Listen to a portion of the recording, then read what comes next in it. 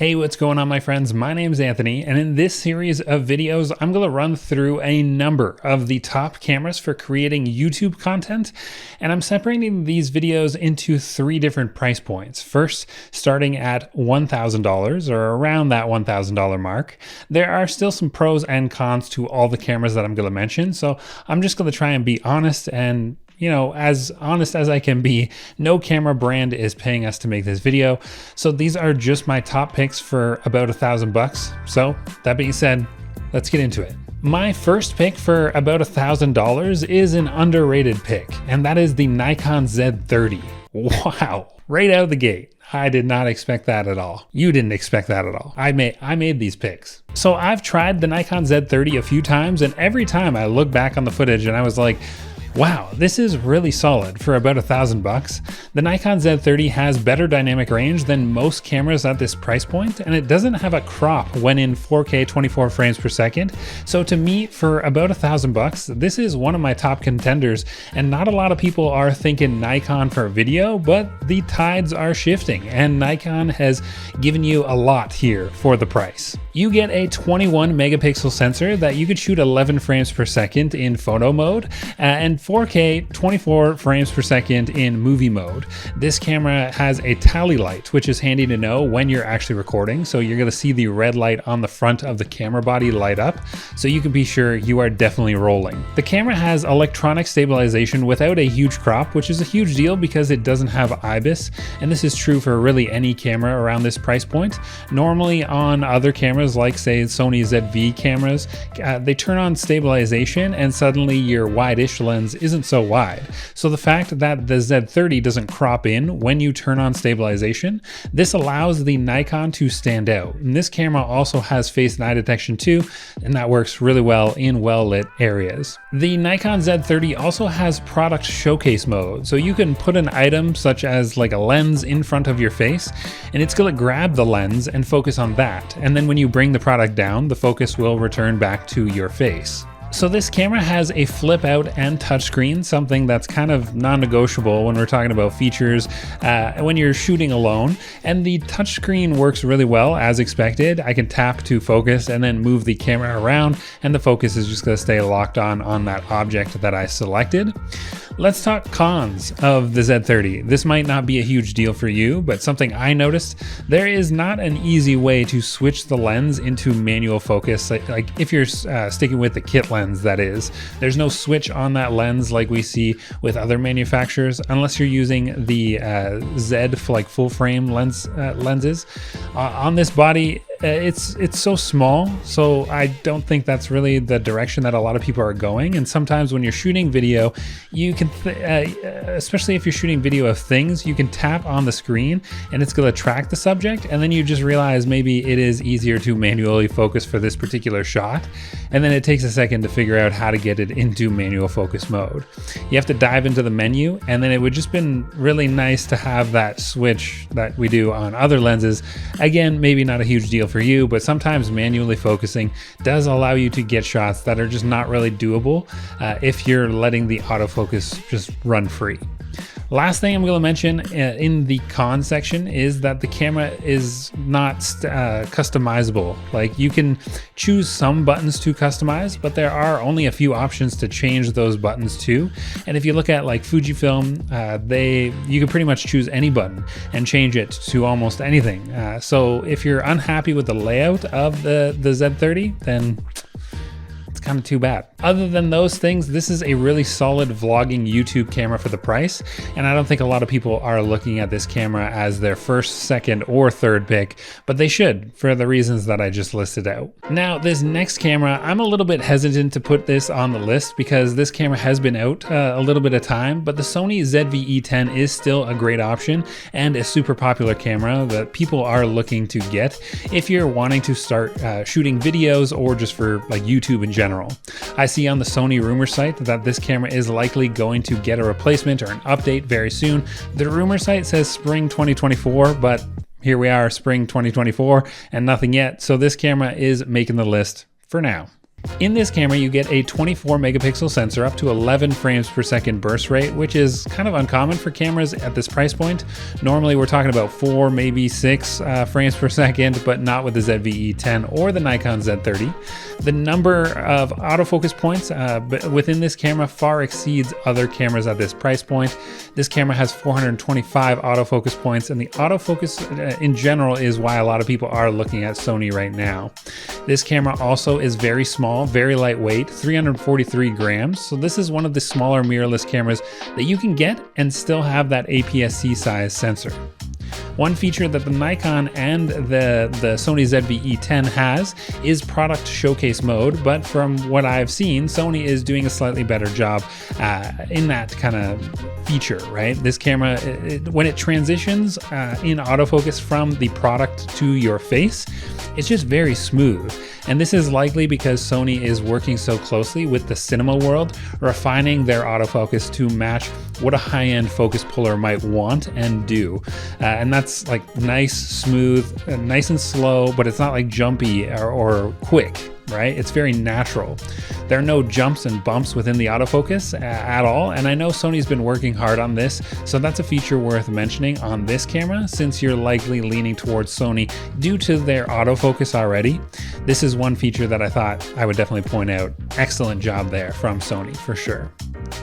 Sony's low light performance is what Sony is known for, and although you aren't getting the best of what Sony has to offer in terms of low light on this particular camera, Sony sensors in general are just very good, and at least you have the option to go higher on the ISO than most models at this price point. Sure, it may be grainy, but sometimes it's more important to just get the shot and tell the story rather than always focusing on the highest quality possible. So this is a pro for Sony. You can push the camera up to 51,200 ISO. The camera does have a flip screen, which is a must-have for shooting content on your own. And like the Nikon Z30, this camera has a built-in microphone that will get the job done until maybe your next paycheck, where you might want to upgrade to a shotgun, either from Sony, Rode, or Deity.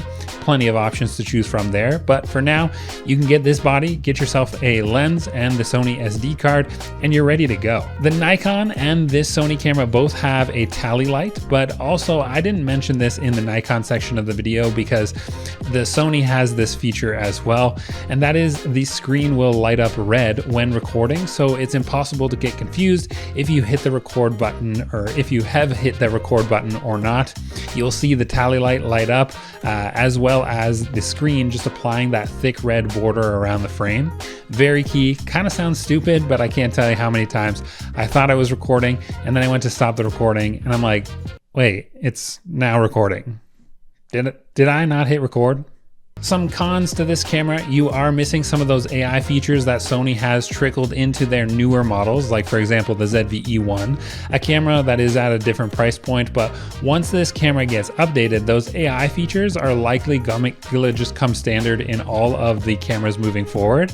That's usually how Sony does it, right? Like some of their AI features like reframing, these are really key for the solo shooter, so that's something that's kind of worth mentioning. And if you're watching this video and heard there is a Mark II, then I might just suggest looking at that version 2 over this model, because the AI features that Sony is offering are worth an extra couple bucks for sure, and especially for somebody who is looking to start a solo YouTube channel. My other con is there's a significant crop when you turn on the sport mode e-stabilization. This is kind of unfortunate because the camera does not have IBIS, and this also leads me to like another con that's worth mentioning, and that is the readout speed of this camera is a little bit slow. You won't notice this too much if the camera is still and on a tripod, but when you're vlogging or like moving around, there's a warpiness to the frame and it can be a little bit distracting for the viewer. I wish the camera had a little bit of a faster readout speed. Since we're talking about $1,000, no IBIS, that makes plenty of sense, but the readout speed makes the footage look a little bit jarring to watch if you're moving the camera around a lot. If you plan on leaving this in your home studio, then I wouldn't worry about this at all. But for those people, this camera is a no-brainer if you're already using Sony lenses. Say for like vlogging and running around, the better deal, this might be actually a deal breaker depending on how picky you are with how the footage that you're seeing looks. It really depends on how you kind of shoot your YouTube videos. If you're running around, maybe the Nikon is the better pick, but if you're shooting at home, there's a lot of value in the Sony offer that the Sony is offering, and this could be the better option. But my last option is for the true filmmaker looking to get great quality and might be shooting YouTube videos and are always behind the camera. So I wanted to include this last pick, that is the Fuji X-T30 Mark II. So one of the reasons as to why I wanted to talk about cameras around $1,000 is because we just mentioned two that are under $1,000, and then this one here, this is offering such great quality for just over $1,000, and it does include a kit lens as well, the Fujifilm X-T30 Mark II. There's one major downside to this camera, and I'm just going to tell you right out the gate. There is no flip screen on this camera, and to me that is a huge bummer, but something I might be willing to accept if I'm mostly making videos at home. There's a good amount of people who are into photography and wristwatches, and if you've ever watched the YouTube channel Britt Pierce, she's a Canadian running a watch YouTube channel over in the UK, and she runs her YouTube channel off of the X-T30, and the quality is fantastic.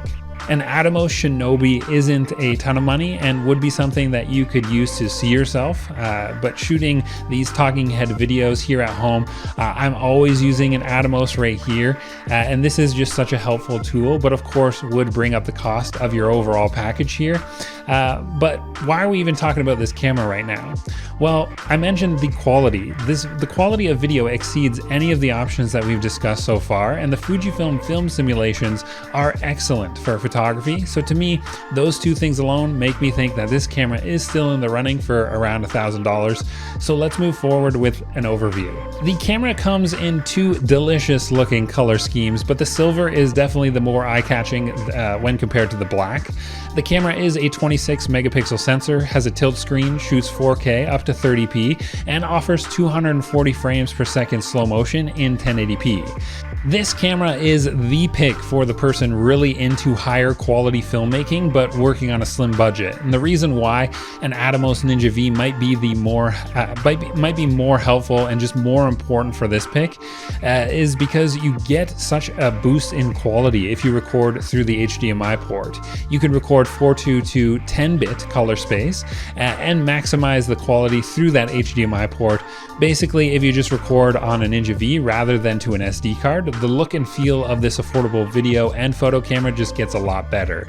This feature also allows you to get much better looking colors and just an overall better video quality for about $1,000. And it's one of the reasons why this is labeled one of our best sellers on our website. This can be a bit tricky to find new, but occasionally they do come in used, and I'm thinking we may see a more up-to-date model at the Fuji X Summit in May of this year. I don't know if it's going to be like a straight up replacement for this camera, but this is when the major announcements happen for Fujifilm, so we have to see what comes down the line at X Summit this year, but for now, this is a stellar pick. Like all the other cameras in this price category, it'll shoot to one SD card hidden next to the battery. If you don't have the Atomos, this is no big deal. The camera does have Wi-Fi and Bluetooth capability, and it has a touchscreen as well. This camera has a number of firmware updates that you can that are available on the Fujifilm website, and you can do this for free. If you haven't updated your firmware, you should do so, because Fujifilm is very good at including like key specs or just little helpful features to their older cameras via firmware. So we already mentioned that Fujifilm is very good at allowing users to kind of set up the camera in any way you so choose. So nearly all the buttons are customizable, and my Fujifilm camera will act completely different than yours.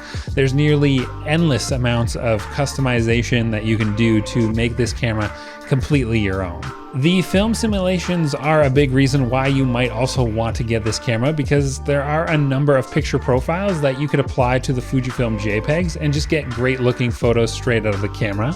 Nikon and Sony both have picture profiles within their camera as well, but they're just nowhere near the level of Fujifilm, and that's because Fujifilm used to make film, and they've included these film simulations in almost all of their current mirrorless cameras. So you can kind of create your own picture profiles or use one of the Fujifilm popular picture profiles like Classic Chrome or Acros.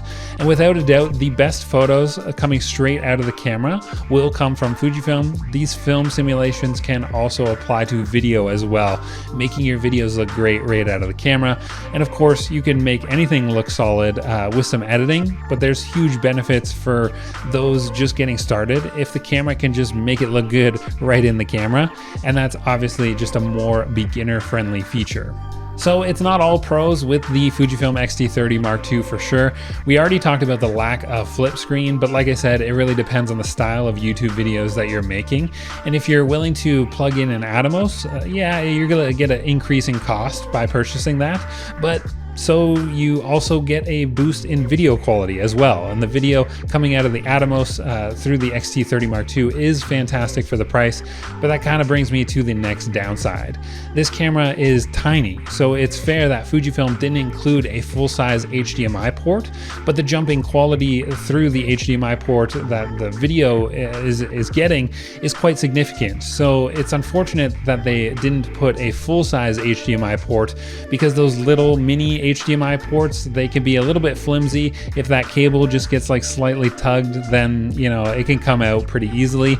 I would suggest getting an HDMI clamp by SmallRig and just attaching it to the side of the camera, maybe with like a camera cage or something like that. But that wraps up the best cameras for YouTube at about $1,000. So keep in mind, I chose cameras that are under $1,000 and then one just over $1,000. So you kind of have some room to get yourself some SD cards, maybe a lens, a couple accessories, maybe the extended service plan that we offer as well. But you'll want to hit the subscribe button right now, because the next video that we're going to be discussing are the best cameras for YouTube at $3,000. And there are a lot to choose from at that price point. Can't wait to go through that with you. And if you want some more information, hop into a Henry's camera store near you, chat an expert on our customer support line, and shop at henrys.com. My name's Anthony, and I'll see you in the next one.